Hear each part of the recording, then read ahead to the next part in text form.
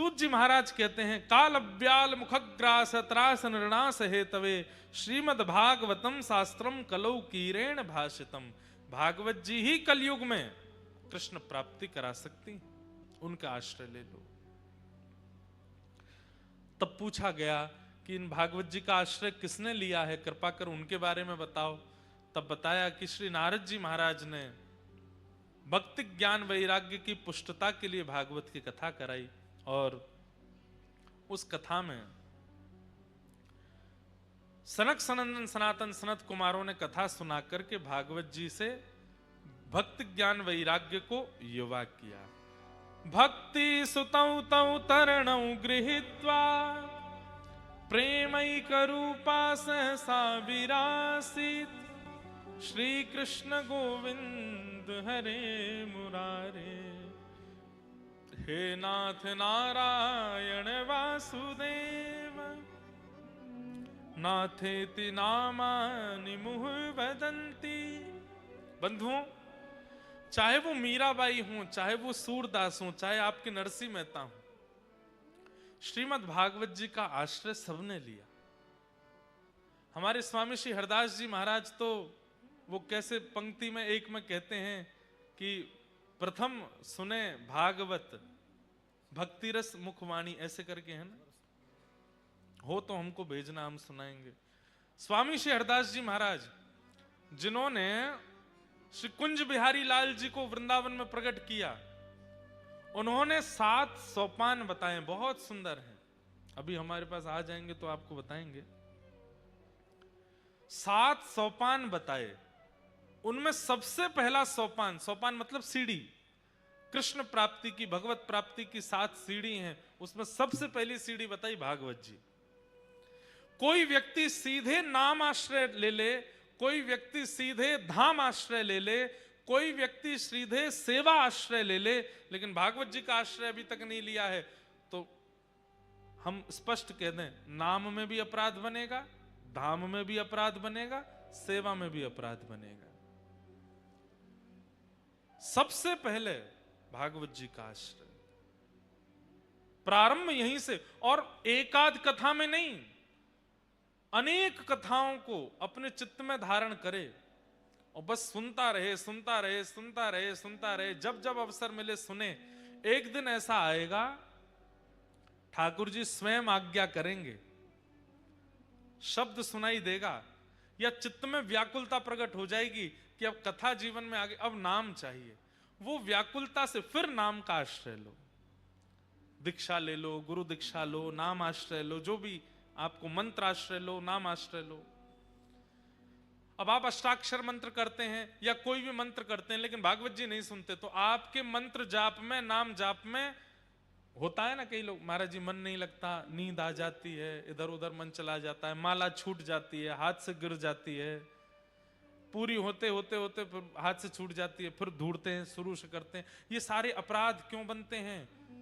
क्योंकि नाम आज्ञा कर रहे हैं, बोले पहले भागवत जी की शरण लो, पहले समझो तो सही कि भागवत का स्वरूप क्या है। तो सबसे पहला आश्रय भागवत जी का लेना है। तो स्वामी जी महाराज क्या आज्ञा करते हैं, सुनो।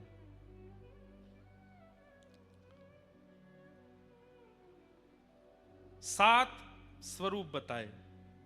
वैसे तो श्री हरिदास परंपरा में जिनकी दीक्षा है उनके लिए प्रमाणित है, परंतु वृंदावन से स्नेह रखने वाले, भगवत प्राप्ति करने वाले सब लोग इन 7 भावनाओं को जरूर सुनो। प्रथम सुने भागवत भक्त मुख भगवद वाणी, द्वितीय आराधे भक्ति व्यास नव भांति बखानी, तृतीय करे गुरु समुझ दक्ष सर्वज्ञ रसील्यों, चौथे होए विरक्त बसे बन राज जसे, पंच भूले देह सुध छठी भावना रास की, साते पावे रीति रस श्री स्वामी हरिदास की। बहुत ध्यान से सुनो। प्रथम सुने भागवत, सबसे पहले भागवत जी का आश्रय लेना चाहिए। अगर सब अपराधों से बचना चाहते हो तो कथा किनसे सुने? भक्त मुख। वक्ता जो हो वो स्वयं भी भक्त होना चाहिए, स्वयं भी सेवक होना चाहिए ठाकुर जी का। भक्त मुख से, ब्राह्मण मुख से भागवत की कथा सुनो। अब कई वक्ता हैं, किसी की निंदा नहीं, पर वो शब्द ब्रह्म में तो बड़े परिपक्व हैं, लच्छेदार वाणी बोलेंगे, एक से एक बढ़िया बात बोलेंगे, लेकिन स्वयं के निज जीवन में भक्ति नहीं है। उसकी वाणी से किसी में भक्ति नहीं आएगी। वाहवाही हो सकती है कथा में, पर चित्त में भक्ति तो तभी आएगी जब बोलने वाले के भी चित्त में भक्ति हो। तो प्रथम सुने भागवत, पहले तो कथा सुने। दूसरा, द्वितीय आराधे भक्ति व्यास नव भांति बखानी। कथा सुनने के बाद फिर क्या करे? नवदा भक्ति का आश्रय ले। बोले कौन सी नवदा भक्ति? दो नवदा भक्ति हैं, एक तो रामायण जी में बताई गई हैं, प्रथम भगति संतन कर संगा, पर यहां पर स्वामी श्री हरदास जी महाराज कह रहे हैं उस नवदा भक्ति का पालन करो जो व्यास जी ने भागवत में बताई है। श्रवणम कीर्तनम विष्णु स्मरणम पाद सेवनम अर्चनम वंदनम दास्यम सख्य आत्मनिवेदनम। श्रवणम कीर्तनम विष्णु स्मरणम पाद सेवनम अर्चनम वंदनम दास्यम सख्य आत्मनिवेदनम, ये नवदा भक्ति। इन 9 भक्तियों को धीरे धीरे जीवन में लावे, कथा भी सुनता रहे और 9 भक्तियों को जीवन में चित्त में उतारना प्रारंभ करे, अगर कृष्ण प्राप्ति करना चाहते हैं तो। तृतीय करे गुरु समझी दक्ष सर्वज्ञ रसीलो। फिर इन चीजों के बाद क्या करे? बोले तीसरी चीज, अब गुरु बनावे, अब गुरु का आश्रय ले जीवन में। कई बार देखा देखी गुरु बना लेते हैं, किस कोई मित्र के साथ चले गए गुरु बना लिया, दादी पकड़ के ले गई दीक्षा दिला दी, पतिदेव की जिद थी इसलिए दीक्षा हो गई, या उनके नहीं। दीक्षा एक प्रकार का संबंध है गुरु के प्रति, एक जैसे पिता का संबंध वैसे गुरु। उससे पहले ये 2 चीजें होनी चाहिए, भागवत की कथा सुने और नवदा भक्ति का पालन करे। फिर तृतीय आराधे गुरु, और गुरु कैसे होने चाहिए? सर्वज्ञ रसीलो। गुरु कैसे होने चाहिए? बोले रस युक्त होने चाहिए, जिनकी वाणी में, जिनके शब्दों में, जिनके विचार व्यवहार में रस पक्ष मजबूत हो, ठाकुर जी की रस वार्ताएं हो, उनको गुरु बनावे। दक्ष सर्वज्ञ रसीलो। चौथे होए विरक्त, और फिर गुरु दीक्षा लेने के बाद फिर चौथा काम क्या करे? बोले चौथे होए विरक्त बसे बन राज जसे। फिर धीरे धीरे गुरु दीक्षा के बाद अब योजना बना लेनी चाहिए, बोले क्या अब वृंदावन बसना है, अब धीमे धीमे धीमे धीमे धीमे धीमे वृंदावन की वास की इच्छा प्रकट होनी चाहिए चित्त में। सबसे धीरे धीरे विरक्ति आवे, संसार के जितने उपभोग आदि हैं धीरे धीरे उनको छोड़ना प्रारंभ करे, और फिर वनराज वृंदावन में बसने का प्रयास करे। देह से वृंदावन में नहीं बस पा रहे हैं तो फिर वृंदावन को चित्त में विराजमान करे, चित्त में वृंदावन आवे। ये चौथी स्थिति। चौथे होए विरक्त बसे वनराज रसीलो, और पंचे भूले देह सुध, अपनी शरीर की सुध भूल जाए। पंचे भूले देह सुध, और देह सुध भूल करके बस सेवा में निमग्न हो जाए। अभी हमको देह की सुध भूल जाए, पंचे भूले देह सुध, और देह सुध भूल करके बस सेवा में निमग्न हो जाए।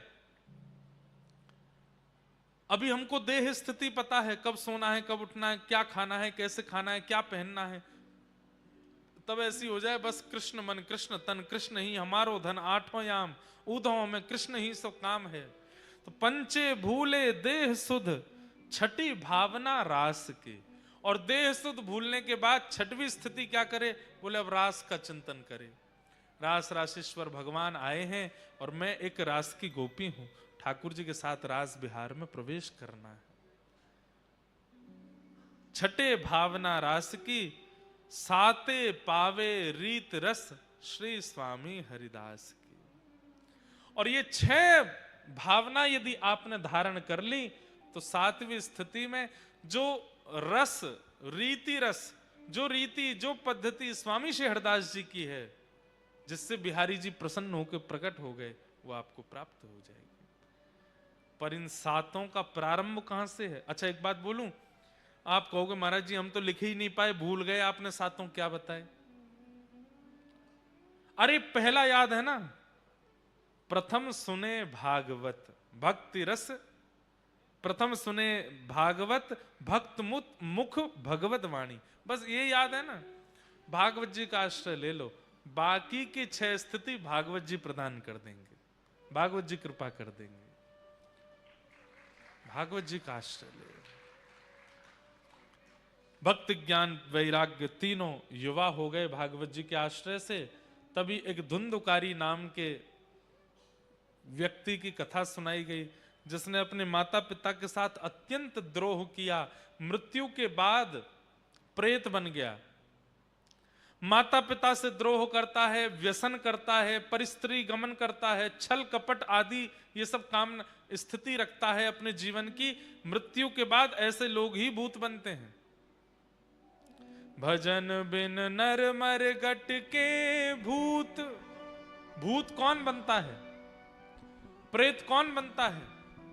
सबसे पहला जो माता पिता से बैर करता है। मां कैसी भी हैं, पिता कैसी भी हैं, सीखिए प्रहलाद जी महाराज से। प्रहलाद जी का भजन श्रेष्ठ था, इसलिए नृसिंह भगवान आए, ये बात कहना उचित है। पर उतना ही उचित यह भी है कि इतने दुष्ट पिता होने के कारण भी प्रहलाद जी ने कभी अपने पिता के प्रति दूषित भावना नहीं रखी, इसलिए भी नृसिंह भगवान आए। प्रहलाद जी नित्य प्रणाम करते हैं अपने पिताजी को, भले ही मेरे पिता राक्षस हैं पर मेरे पिता हैं, नित्य प्रणाम करते हैं। इस भावना से भी ठाकुर जी प्रकट हुए कि वाह भाई प्रहलाद, तेरी पिता भक्ति पर मैं रीझ गया। इतना अत्याचार करने वाले पिता को भी तुम रोज दंडवत प्रणाम करते हो। अगर प्रहलाद जी खूब पुकारते और एकांत में बैठ करके कहते मेरे पिता तो दुष्ट हैं, मेरे पिता तो ऐसे हैं, मैं अपने पिता का मुख नहीं देखूंगा, अपने पुत्र को मारने का प्रयास करते हैं, तो शायद नृसिंह भगवान कभी नहीं आते। वो इसलिए भी आए हैं क्योंकि प्रहलाद अपने पिता में दोष नहीं देखता। जैसे भी है मेरे पिता हैं, ऐसी बुद्धि बच्चों को रखनी चाहिए।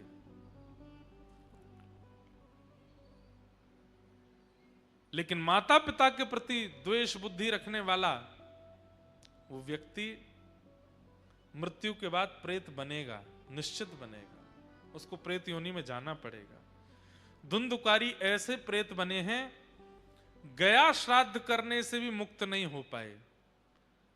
तब सूर्य नारायण भगवान ने आज्ञा करके इनके भाई गोकर्ण जी से कहा भागवत की कथा कराओ, क्योंकि अत्यंत कठिन प्रेत योनि में गया व्यक्ति गया श्राद्ध से भी मुक्त नहीं हो पाएगा, उसके लिए तो भागवत की कथा ही करानी पड़ेगी। श्रीमद् भागवती वार्ता मुक्तिदानेन गर्जती, प्रेत पीड़ा विनाशिनी, प्रेत पीड़ा से मुक्ति प्रदान करने वाली तो भागवत की कथा है।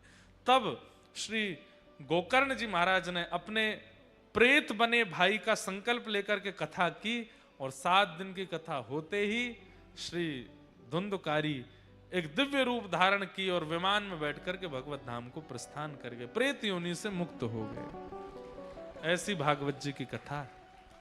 मैं यहां एक बात कहता हूं, मृत्यु के बाद प्रेत बनने पर भागवत जी जब मुक्त कर देती हैं, तो मरे हुओं को जब मुक्त करती, हम तो जीवित हैं, हमको मुक्त नहीं करेंगे? निश्चित मुक्त करेंगे।